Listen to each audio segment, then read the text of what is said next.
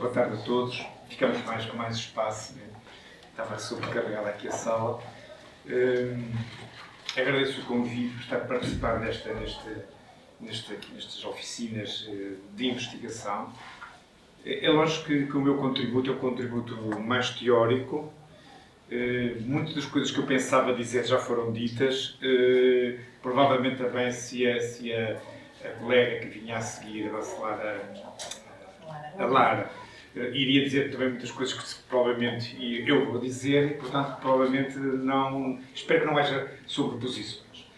Uma das coisas que eu gostava de dizer também é o seguinte, é que eu não sou arqueólogo, nem sou antropólogo, e a minha de alguma forma, o interesse neste tema tem a ver com algum trabalho de campo que eu fiz como antropólogo, destes trabalhos, e que, de alguma forma, responde um pouco à questão que a Alexandra colocou no final, que é o futuro, não é? O futuro, nós não teremos nossos avós a contar algumas das lendas, mas o que é certo é que nós, humanos, continuamos a construir história, a construir memória, e provavelmente algumas das lendas, não sobre penedos, águas, são lendas urbanas, são lendas de construção de espaços que iremos falar deles aos nossos netos, aos nossos filhos, e os arqueólogos do futuro lá chegarão essas narrativas e irão descobrir arqueologia industrial e arqueologia do século XX, do século XXI, através dessas memórias.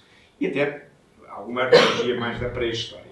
Isto porquê? Porque o meu interesse da narrativa oral, da tradição oral, para, de alguma forma, saber que uma metodologia de pesquisa arqueológica vem de 3 trabalhos.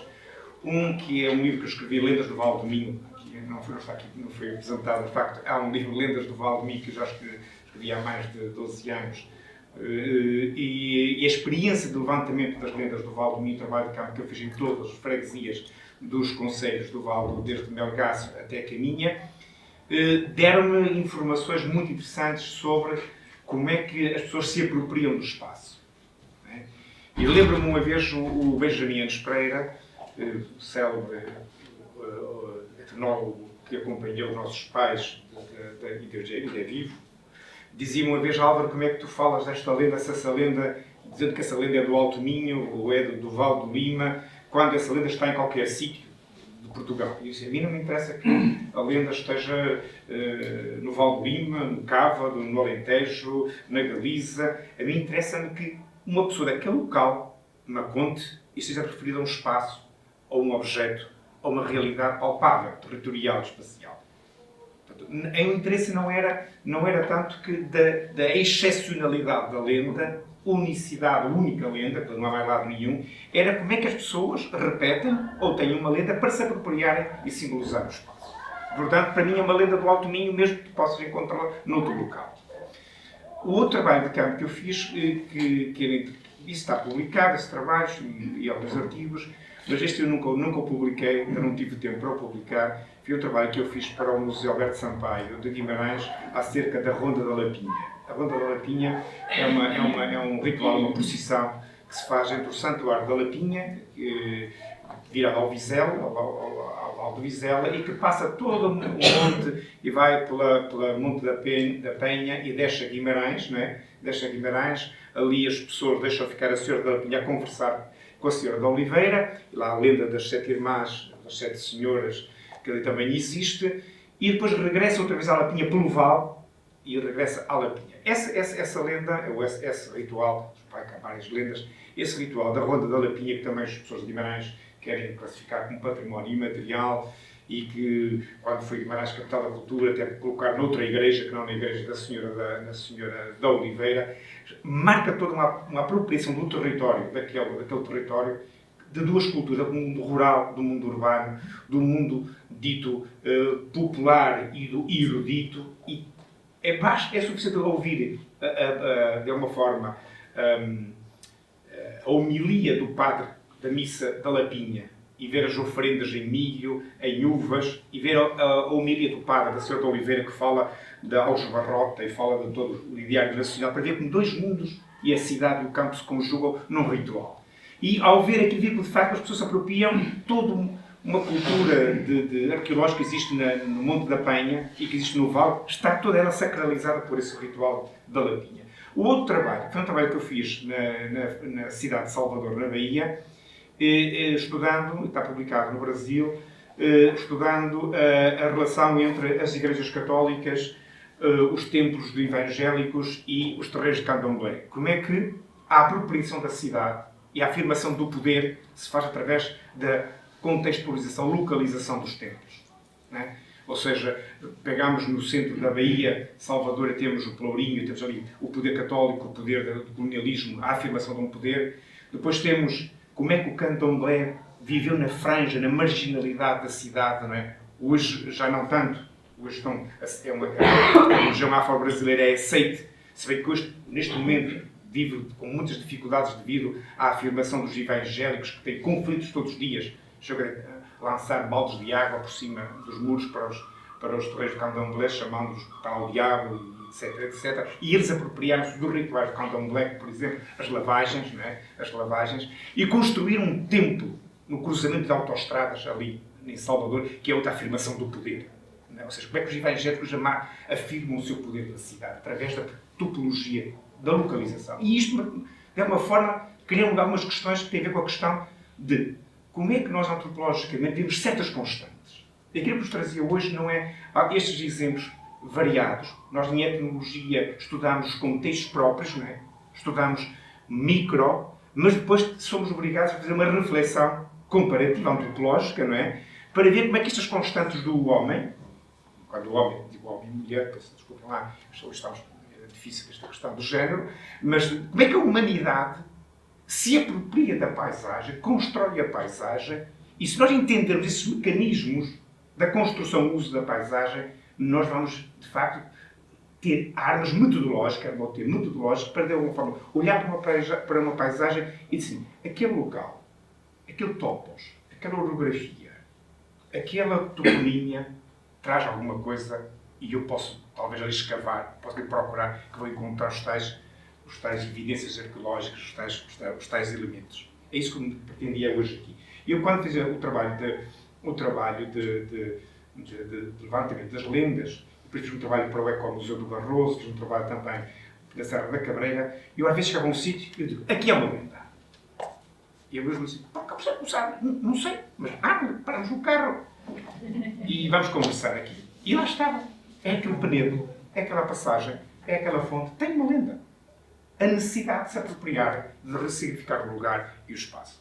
E isso dá-nos uma capacidade. Os arqueólogos hoje olham para um sítio, esta exposição solar, esta coisa assim, aqui há um casto. Não é? Cheira. Porquê que cheira isto? Cheira porque nós humanos, desde a pré-história até à idade contemporânea, pós-moderna ou contemporânea, nós temos a mesma mente. Lá dizia Lévi-Strauss, não é? Nós temos a mesma mente. Nós não somos tão diferentes daquelas pessoas. Não é? E isso é que é importante nós, antropologicamente, dizer isso aqui. Eu vou tentar seguir, eu não sei se vou ser breve, mas pronto, vamos lá ver. Portanto, esta tradição moral, porquê é que nós, a metodologia etnográfica, e como é que o Garfinkel, quando ele fala de uma heterometodologia, de uma etnometodologia, de metodologia de investigação, dar voz e dar valor àquilo que as pessoas narram. Normalmente nós achamos que as pessoas não sabem de nada, não é? Portanto, as pessoas é o povo. E porque a palavra povo já me sentou uma conferência, o conceito do povo. Nós temos tantos trabalhos em antropologia sobre a construção do sentido do que é povo, o que não é povo, o que é elite, o que não é elite, o que é que nós somos povo, e como é que a mitificação da palavra povo. O Gomes Leal e o João Leal têm tantos trabalhos sobre isto, não é? Mas a grande questão é esta. As pessoas, quando falam com significado. E nós, antropólogos, devemos dar atenção a esse significado. Isso não significa, e eu, apesar de ser muito amigo do Parafita, dizer assim, não gostei daquela definição que ele faz de lenda, que era uma espécie de verdade. Não há muita verdade, muitas vezes, na lenda. Não é? O conceito de verdade, este conceito de que na oralidade há a verdade, é um conceito falso. Na oralidade há significado. Na oralidade há qualquer coisa que eu devo estar atento, mas eu tenho que ter a capacidade de discernir o que é que daquilo está, que me pode dar informação pertinente, mas não a verdade. Mas não a verdade. As pessoas são muito mais inteligentes do que nós podemos pensar. A verdade não significa, não é aquele tema quando eu estou a ler agora, aquele livrinho que vem no Expresso do Mahatma Gandhi, não é? E ele constantemente fala de construir a verdade, ser o homem da verdade. A verdade é uma palavra muito difícil. É muito difícil. A ciência não trata da verdade, trata de desmistificar a mentira. E, portanto, nós quando falamos uma coisa assim, o que as pessoas narram, e o que nós levantamos nas narrativas é essa apropriação, essa construção social da vida das pessoas. Não é verdade. Isso para mim é fundamental. Mas esta metodologia é muito importante para quem nos está com a antropologia, para perceber que nós, antropólogos, damos valor à narrativa da pessoa, sabendo que as pessoas são os construtores fantásticos. Iludem-nos, enganam-nos, como dizia o setor, ruse, esta capacidade de fintar-nos. Nós, com o tempo, descobrimos bem que eles nos fintam, não é? E apanhamos na curva seguinte e eles fazem outra finta. Este comportamento tático, dentro da estratégia do poder, não é? Que nós temos, nós, a ciência, o povo é capaz de dar cada história desgraçada. E eu já, no mesmo sítio, no mesmo local, vi lentes diversas e há uma das primeiras me enganar a mim mesmo. Claramente. Isso é capaz, o povo é sábio. Não sabe ciência, física, atómica, quântica, nem sabe um certo tipo de coisa, literatura, não sabe, não tem, isto não é uma coisa por não vem ao nascer, não é? Mas tem uma capacidade de narrar, de dar sentido, de se apropriar, isso tem, e de nos enganar, não é? Isso é muito importante. De facto, a tradição e a oralidade, nós temos a tradição popular e associamos esta tradição a esta coisa de que as ciências da oralidade e a ancestralidade, a oralidade e a verdade e a autenticidade, a palavra autenticidade está sempre por trás disto. E, de facto, mesmo quando Alexandre mostrava-nos aqui esta coincidência da lenda com determinado tipo de elementos, que existe muitas vezes, não é? Não nos pode levar, nós acabar, por exemplo, por isso, de termos esta capacidade crítica de não ir logo imediatamente nisso, não é? Não irmos imediatamente fazer uma ficção. É uma ficção. Agora, como eu dizia, olhando para aquele megalítico ali que ele está, naquele objeto, claramente a interpretação dele é uma interpretação lendária, porque está ali algo que os tocou e que este tem que pôr um significado. É impossível passar ao lado daquilo sem pôr um significado naquele objeto, naquela materialidade. De facto, a relação entre a oralidade e o espaço vivencial é das coisas mais importantes para ver o seguinte aqui. Nós narramos que experienciamos o que vivemos. Nós temos necessidade disso. Não é? As pessoas têm uma necessidade incrível de falar daquilo que vivem, daquilo que construíram. E desta relação entre a oralidade e a vida das pessoas é porque na oralidade não está a verdade dos factos, não está a verdade dos elementos, das evidências, lá está a verdade da experiência do lugar, da experiência da vida. Não é? E nós, enquanto cientistas, temos que descodificar essa experiência e tentar conciliar essa experiência. Não é? Entre a oralidade e o tempo, as civilizações da oralidade são velhas, contrapostas às da escrita, porque a escrita fixou, a escrita apoderou-se, a escrita impôs um sentido e a oralidade dá sempre essa capacidade, as possibilidades de sentido. Isso é extraordinário. É que a oralidade, se bem que nós já hoje trabalhamos sobre textos, e sobre os textos fazer uma epistemologia e uma hermenêutica sofisticada, não é? Basta olhar para a literatura e para quem investiga literatura, para os textos, para a poesia de Fernando Pessoa e ver se o indivíduo é racista ou não é racista. Vimos há pouco tempo essa discussão, não é? Sobre o que ele diz no texto. Se aquele o homem era racista. Aprovava a escravatura. Lembrai-vos de uma polémica que veio nos jornais por causa de uma frase que está num texto de Fernando Pessoa. Porque desconhece todo o contexto daquela frase, não é? A própria escrita obriga ao contexto, mas deixa não muitas possibilidades. Mais a obra aberta que fala o nosso amigo, o italiano, como é que se chama? O nome da Rosa, Umberto Eco, né? Nem toda a obra pode ter toda a abertura. A abertura é das possibilidades que ela deixa. Não é? Tu não podes assim, esta obra não significa nada. Para aí. Tenha várias possibilidades. É isso que estás a dizer, não tem. A obra aberta nunca é uma obra totalmente aberta. Nunca é. Agora, a oralidade tem essas possibilidades, porque é, de facto, com o tempo, ela vai mudando o sentido. Eu vi, por exemplo, uma lenda do Alto Minho que é sobre um local. E num princípio a lenda era a Moura Encantada, os tesouros. A seguir era a Nossa Senhora, no mesmo sítio. E a seguir a Nossa Senhora do Carmo. E por último já era uma senhora qualquer. Ou seja, o mesmo sítio, o tempo foi modificando a percepção e o uso. E as imagens sucedem-se. Inclusive, no Monte do Faro, em Valença, lá em cima, tem uma imagem que está Nossa Senhora com uma moura ao pé e a Senhora do Carmo ao lado. Capacidade de sincretismo de tudo numa imagem. A mim me interessa muito esta parte teórica que é o Michel Certeau, que eu cito aqui. Michel Certeau, numa obra de 1992, que ele fala desta coisa. O que é o espaço? É um lugar praticado. Não existe espaço físico em si. Só posso conceber o espaço enquanto um lugar praticado. Não é? Tu constróis o espaço, as comunidades constroem o espaço à medida que o praticam. E este art de faire, como diz o título, artes de fazer, l'invention du quotidien, a invenção do cotidiano, que é este livro do Michel Certeau, onde ele mostra a capacidade, de facto, de invenção do espaço. É esta história, quando olhamos para um território, não é? O espaço, o território é um espaço relacional. Às vezes esta distinção entre espaço e território é que o espaço é muito mais pequeno, onde as práticas sociais podem ser, de alguma forma, delimitadas a contexto de complexidade significativa, não é? E de apropriação contínua, e o território é como é que estes espaços se conciliam e se interagem entre si e vivem fronteiras. Já vamos ver o conceito de fronteiras. Vivem fronteiras, vivem planos das montes, dos rios, por vezes até o espaço do chamado da jornada. Porque onde é que tu podias ir num dia?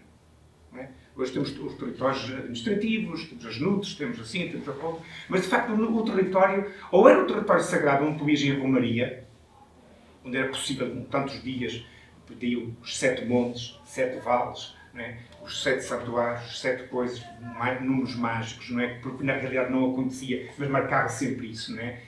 E a jornada é o sítio onde tu podes ir trabalhar e regressar a casa, não é? E esse é um território.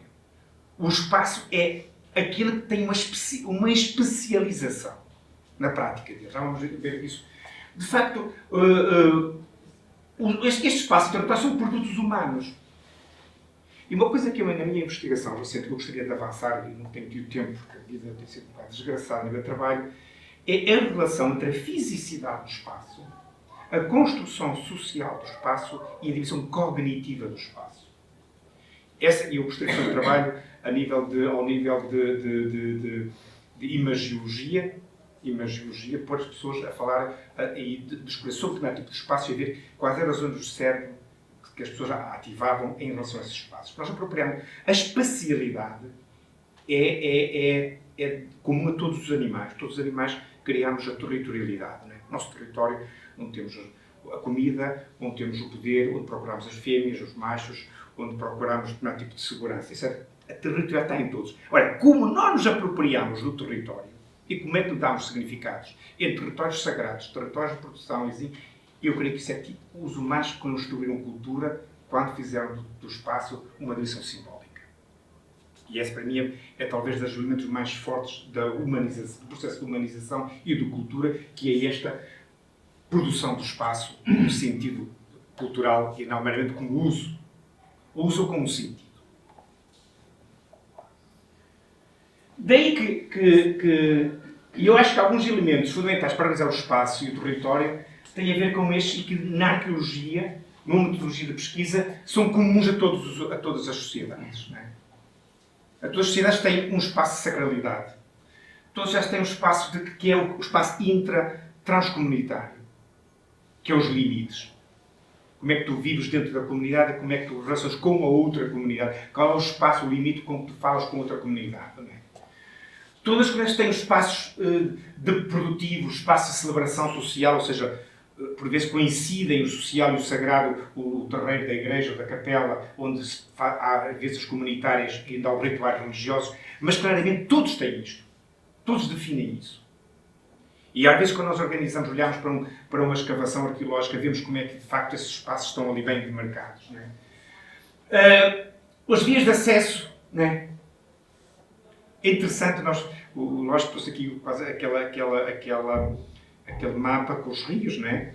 E a gradualidade dos grandes cursos de água, não é? Depois as pequenas. Há um mapa aqui hoje chama-se a ARH Norte, mas as hidráulicas, um trabalho livre que eu publiquei para eles sobre a própria instituição. Eles têm lá um mapa, parece as veias,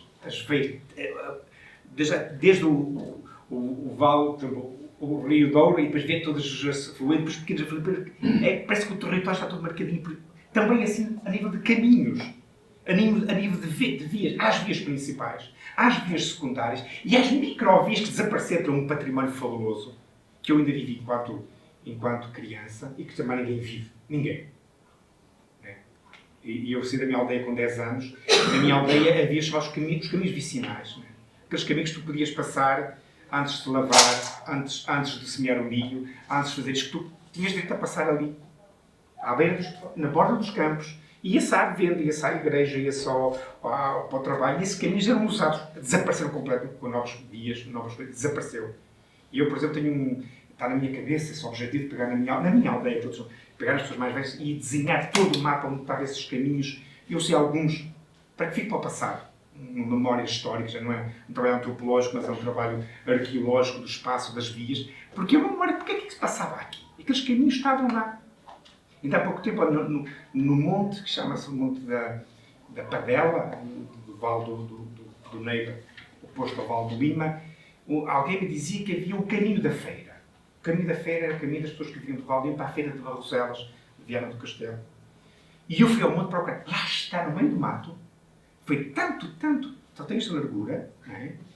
Passaram ali milhares de pessoas tantos anos, que apesar de não ser usado, que eu nunca me lembro de usar aquele caminho, portanto há mais, sei lá, 50 anos que não se usa aquele caminho, e ele lá está ali, como uma marca do território. Não é? Portanto, nós conseguimos ver estas, quando as contam, há de facto uma memória destas passadas vias de acesso, de gradualidade delas. E isso eu sei quais são as principais, sei que pronto, há, junto delas, os grandes cruzamentos, há lendas, enquanto eu encontrei, aqui, cá está, ou há santuários, há alminhas, há isto, há aquilo outro. Não é? Porque tem que dar segurança ao caminho, tem que dar sentido ao caminho, tem que dar as estações do caminho, as jornadas, etc, etc. Eu, na freguesia de Monção, via que, de facto, o caminho principal da noite, onde as pessoas iam trabalhar e vinham, havia um sítio problemático, estava cheio de histórias, cheio de narrativas. Cheio, porque era um sítio, era o principal caminho e o perigo estava ali. De ser assaltado, de ser assassinado, de ser violado, de ser coisa. Estava cheio de histórias. Se eu compreendo toda essa gradualidade do território, eu entendo isso. Portanto, os lugares e as marcas da paisagem, não é? As fronteiras, os limites de passagem, nós sabemos as cancelas, o lugar da Portela, o lugar do Extremo, todos estes nomes que estão nos nomes dos lugares, não é? Eles mostram os sítios de translação entre comunitários. Os espaços do poder e os de género, não é? Nós hoje estamos, felizmente, numa sociedade da igualdade de género, não é? Mas claramente que havia espaços reservados aos homens, reservados às mulheres. Mas o que é certo é que nós conseguimos perfeitamente estabelecer esses lugares e associados a esses lugares de género e do poder estão um determinado tipo de objetos do poder, não é? E objetos ligados às práticas de fertilidade. Os panedos de fertilidade, por exemplo. Encontrei tantos panedos de fertilidade com rituais, com histórias associados à fertilidade e os lugares de poder, a cadeira do juiz, a cadeira do ministro, as senhoras pegadas, encontramos todos os lugares e isso mostra... Eu creio que estes e haveria outros, mas se queria sintetizar assim, são elementos que nós podemos perceber quando temos um trabalho de campo. E estas constantes vão sempre existir. Estas constantes vão sempre existir. E isso podemos organizar mentalmente a nossa investigação como metodologia para pesquisar e para levantar informação. Portanto, desde a orografia, a topografia, a toponima, não é? Os montes, os altos dos montes. Estava aqui, por exemplo, Nossa Senhora da Graça. Eu estive num trabalho de campo do outro lado, na Serra da Cabreira, e encontrei lá uma figura antropomórfica virar para a Senhora da Graça. Claramente, e as pessoas tinham uma lenda ali, é um monte que está ali em sistema de metades. que é engraçado na antropologia, temos sempre a questão do sistema de metados, com quem tu casas, com quem tu não podes casar, onde tu vais, onde é permitido, o que é proibido, o que não é proibido, o que é aceito, o que não é aceito. Não é necessariamente o pensamento binário que leva isso trouxe, mas as sociedades sempre o bem e o mal. O que podes fazer, o que não podes fazer, com quem podes casar, com quem não podes casar. Todos construímos este sistema de metados. A aldeia de cima, a aldeia de baixo, velha, nova, a aldeia do Rio, cá, Rio. A minha aldeia, por exemplo, é dividida em espanhóis e russos, nas quais andávamos a porrar uns com os outros. Vivíamos na mesma aldeia, mas éramos diferentes. Eles são espanhóis, lá do Rio, os de cá são os russos. Andávamos à porrada na escola. O Castro Laboreiro tem os Camargos e os Gorriões, ou seja, o Rio Laboreiro divide. E não se pode casar, mas deseja-se casar. É aquilo que as pessoas querem casar, porque infringir a lei dá prazer, não é? Ou seja, esta organização, de alguma forma, dos vales, dos montes, os penedos e as fontes, não é? Aqui penedos, falta ali uma vírgula, penedos e fontes que nós vamos sacralizar, que vamos... Eu ainda há pouco estou a fazer um trabalho sobre as pesqueiras do Rio Minho. Um trabalho do Alto Minho e Galiza, centenas, próximo 600 pesqueiras, não é? Encontrei um senhor junto a uma pesqueira perto da fronteira de Monção e Belcaço e ele tinha lá um segredo. O segredo era uma fonte de águas minerais, de águas que ele bebia, ele ia fazer, mas era uma fonte privada, não é? Ele tinha ali, ele não dizia nada, lá estava a fonte, ou seja, lógico que depois contou a história da família. Então, a partir de uma fonte, podes contar uma história de uma família e foi como é que se construiu ali um tipo de pesqueira que era para proteger não só para apanhar a lampreia, para apanhar o salmão, para apanhar todos os peixes que poderia ser possível apanhar, mas também para proteger um objeto, uma fonte não é sagrada, mas foi para eles que está já catalogado, não é?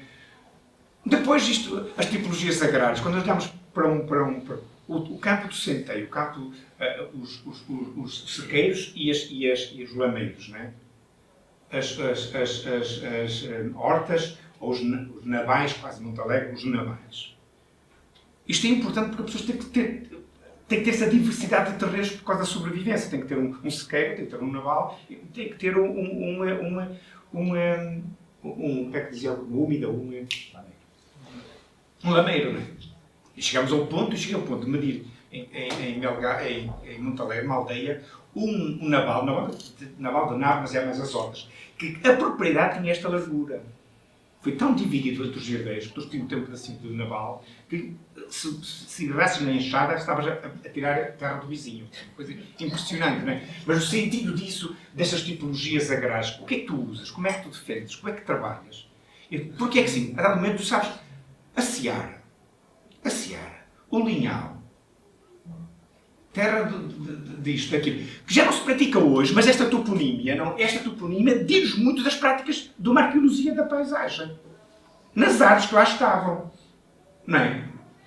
Os animais que lá viviam, a terra do lobo, assim, desde muito... Ou seja, é muito importante olhar para isto. As árvores, a necessidade, a sacralidade, desde a domesticação ao monstruoso. Não é só o lobo, que não é nada do monstro. A dado momento, lendas, o lobo é claramente perigoso, não é? Encontrei várias disso. E muitas pessoas presentes de tal maneira, veem o lobo tão familiar, que acham que os lobos que existem na Serra da Cabreira, que existem no Gerês, que existem ali no Alto Minho, que não são lobos verdadeiros. São uns cãezinhos maus. Porque eles têm uma noção do lobo extraordinariamente monstruoso, extremamente perigoso, não é? E quando nós falamos com os peritos, não, os lobos é o lobo mesmo, não há nenhuma degeneração aqui. Mas o povo já se familiarizou com, já o conhece, já quase lida com ele, não é? Já não consegue vir ali o tal monstro que está nas lendas, que está nas coisas. Todas estas os fogos do lobo, como é que eles contam isso, não é? A prática dos lobos, como é que tu o praticaste, deste-lhe sentido, usaste-o? Não é? Aquelas questões, por exemplo, falou a Alexandre, de alguns poços, não é? Ou vasos, mina de ouro, mina disto, mina daquilo. Ou então, esta mina tem pestas, tem a fome, esta tem a guerras, tem a doença, né? E esta tem o ouro. Em 4, só uma é que tem ouro, diz o Moura para o jovem, e o jovem 5 horas decide, e ele não decide nada, cara. Se em 4 só tem a hipótese de ter uma, então olha, qual que quer dizer assim? Anda para a frente, trabalha, porque o ouro não vem assim sem mais nada. Quando procuras o ouro, pode ser a peste, pode ser a guerra, pode ser o conflito, pode ser a doença, né? E é uma forma de educar as pessoas, não é? Há lugares que estão associados a pessoas, a ofícios, nós hoje sabemos, e ofícios que já desapareceram, não é? Estou falando aqui até dos moinhos, das azeias, não é? E às vezes a casa do do barqueiro, já encontrei sítios que não há nada lá, mas ainda acontecia a passagem. A passagem. E tu, se há passagem, vamos lá pesquisar. Se calhar encontramos ruínas da casa do barqueiro, do que fazia a passagem dos rios, não é? Portanto, há ofícios que estão associados a eles. Eventos, tragédias e memória, não é? Há sítios onde aconteceram lutas, guerras, homicídios, coisas muito, muito trágicas. As pessoas colocam objetos, sacralizam, constroem monumentos. E nós, que não o saber, perguntamos, começa a ver essas narrativas, ou seja, eu, como dizia o eu não posso meramente fazer uma ficha de inventário sobre o sítio, se eu não sei sobre o que é que aconteceu ali, como é que as pessoas vivem aquilo, como é que se apropriaram daquele sentido e como é que o vivem hoje, que faz parte da sua memória. Pronto, já que foi dito isto, não é? A arte rupestre está toda, as pessoas sabem onde ela está. Contam. O ouro, sabe aqui eu em Pedras de Coura, quanto ouro foi encontrado em Pedras de Coura? Mas mesmo. Uma coisa que, Panedo de Ouro, vamos lá o livro São Cipriano, vamos ler aqui, o Panedo vai abrir, depois já saíram serpentes, fogem todos, assustou-se, parou a mãe e o Panedo fechou, há mil e uma história, mas depois há casa que dizem, eu sei o que é que esse senhor encontrou na horta dele, assim, uma coisa que levou a Braga e vendeu e tal e tal. Ou seja, de facto, há evidências arqueológicas associados a espaços que estão muito marcados pelas lendas, pelo espaço de narrativas, e que de facto existem. Ou seja, isto para contrabalançar aquilo que de facto é inventado e aquilo que é também há realidades nisto. Não é? De facto, as aldeias abandonadas, essas aldeias porque as formigas, ou porque outra coisa aconteceu, porque houve uma doença, ou porque houve um mal, e aldeias fantasmas malditas. Malditas mesmo, livros dos mouros, que as pessoas sabem e colocam lá acontecimentos trágicos, que são de uma riqueza incrível, até para a literatura, para a história e para o património incrível, não é? Nós podemos, de facto, construir uma arqueologia da paisagem, não é? Entre estas materialidades que existem, entre a organização e o uso do território e as vias que estão lá. Portanto, nós podemos, de alguma forma, reconstruir quase uma paisagem através da tradição oral. Isso é extraordinário, é um uso metodológico incrível. Nós sabemos capaz de fazer pesquisa de terreno, escavamos, temos as evidências, temos até uma evidência de um grão de uva, e sabemos que ali houve vinha, temos ali o centeio, sabemos quais foram as produções que aqui existiam, o que é toda esta paleoecologia, etc. Mas se perguntarmos às pessoas, essa paleoecologia está na sua memória e está nas suas narrativas. Não é? Basta ver espaços perigosos. Não é? Os espaços perigosos é onde aconteceram coisas, onde estão pessoas sepultadas, etc. Nunca, pronto. Quais são os riscos de nós também valorizarmos ou trabalharmos com este tipo de metodologia da tradição oral?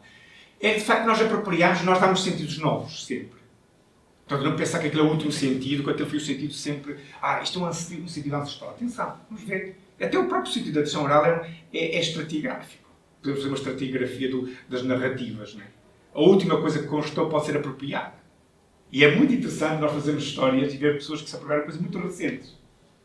De influências, de migrações. Eu conheço coisas que aconteceram há pouco tempo e eles estão a dizer isto do tempo dos maus, já conheci isso. Foi uma coisa que aconteceu há 50 anos ou há 20 anos. Não é? Portanto, as pessoas vão dando valores novos, vão dando sentidos novos. Depois há discursos que as pessoas querem impor e nós devemos estar totalmente descontextualizados historicamente. Temos de ter essa capacidade, como dizia no início, então, fechamos aqui, não é? Desta capacidade de olhar e ter a capacidade crítica sobre narrativas orais. Ver como é que, de facto, esta dimensão emocional, afetiva da memória e da ficção da realidade. As pessoas não são meramente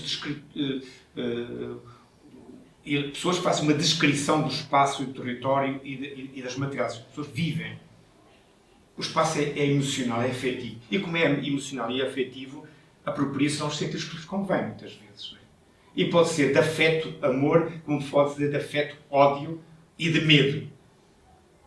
Portanto, há espaços que são quase proibidos pelo medo da sacralidade. Vejo, por exemplo, um colega fez um trabalho nas Caraíbas e havia espaços que não iam lá os nativos porque estavam marcados pela sacralidade de proibição, quase tipo brahmanes intocáveis, não é?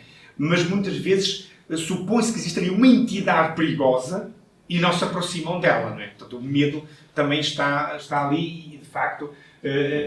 Por outro lado, a assimilação do estranho. A dificuldade que se tem em viver com uma coisa que nos mete medo, como é que o fazemos? Fazendo familiar. E é uma significação. Dá para uma coisa familiar, isto é uma coisa que não nos meta medo. E voltam e pegam. Nossa Senhora, lá está. O cristianismo foi pegar de facto no que era estranho. Reparei, por exemplo, eu fiz um trabalho há pouco tempo ao Napoleão sobre as árvores patrimoniais históricas do Alto Minho. Andamos, primeiro, pela sua dimensão física das árvores, depois perguntamos às pessoas histórias sobre elas. Não é? Histórias. E supimos histórias sobre aquelas árvores. Encontramos um carvalho na freguesia de Sistelo, Arcos de Valdevez, que é o carvalho dos Chicos. Porquê é o carvalho dos Chicos? Porque a família Chico, Francisco, quando morreu uma pessoa da família, tinham o direito de ir lá cortar galhos para fazer o almoço do funeral. Porque, sabes, era o almoço, o jantar, várias refeições, e a família não podia fazer nada, não é? E então as pessoas já sabiam que podiam ali. Ver como é que se aproduz aquilo, o momento de morte, o momento de grandes proibições de alimentares, por exemplo, marcada, a família não pode cozinhar, no sentido de afastar o corpo morto do que se come, não é? E então, como é que as árvores próprias estão sentidos de apropriação disso? É interessante isso, não é? E depois, a mitificação do passado. Já vale a pena dizer isto, como é que as lendas, nós temos uma ideia que, pronto, os tempos passados, as mouras, os burros, o ouro, tudo foi glória, tudo foi... E, de facto, nós temos que pensar, agora fazemos trabalho de campo, perceber que as pessoas, quando fazem isto, é uma forma de exorcizar o seu próprio sofrimento, exorcizar a sua própria pobreza, exorcizar o isolamento, porque se pensam sempre em relação, porque se pensam na hipótese da riqueza, porque se pensam na hipótese da paz e de ver o desejo do paraíso é sempre marcado pelas pessoas. Nunca me esqueço os jovens que estavam no campo de milho, não a se achar o milho, fazia isso no passado, e dizia, isso agora passa aqui um pote de libras de ouro, essa ânsia. Um dia, eu estou aqui todo dia a trabalhar, e POC, um pote de libras de ouro. Cá está. Hoje pensaram no euro milhões é a mesma coisa. Hoje o pote de libras de ouro é este bilhete, sexta-feira ou na terça, pumba, 100 milhões de euros. Cá está o pote de libras de ouro. Vivemos com isto, vemos pessoas, e isto é uma forma, é um património, pensamos sempre da mesma forma, e tem que ser um património educativo. Educativo, não é? Eu vejo muita gente, isto fora na famosa raspadinha, a gastar o que não tem. Isto é uma coisa trágica, não é? Porque essa esperança de lutar com um mundo que é muito duro, muito difícil. Conclusão. Ok, se temos de fazer uma arqueologia da história, temos de fazer uma arqueologia da memória. E a arqueologia da memória é essa mesma das narrativas. E a arqueologia significa, e vós são muitas pessoas da arqueologia, essa capacidade crítica. Há camadas, há sentido superior. Vamos levantar isso tudo. Os esqueletos. O que é que está aqui? Não vamos olhar? Não. Analisa, vê. O refinamento que Goethe diz da descrição densa, não é? Na antropologia, é essa capacidade da arqueologia da história, vamos dizer, o setor, esta arqueologia da história, deve ser uma arqueologia da memória, porque hoje já temos tanta produção científica sobre a memória, não é? Francisco Ricoeur, todos sobre a memória, mas a memória não é coisa que nós herdamos, a memória é coisa que nós queremos valorizar, não queremos valorizar. Não é? E daí fora. Portanto, as culturas materiais do passado vivem como restos de memória, né, que selecionado, como dizia no princípio, nós selecionamos uma seleção disto, não é? E estas evidências arqueológicas da memória fazem parte da experiência vivida do território e do espaço. E como começámos, acabámos, olhamos para esta metodologia, esta heterometodologia de narrativas orais, não é só do povo tradicional, mas de quem hoje constrói cultura hoje, como vai ser essa memória para o passado, e que nós estamos sempre a apropriar-nos para superar os nossos medos, para criar sociedade, para criar sentido e para viver num espaço que nos seja acolhedor.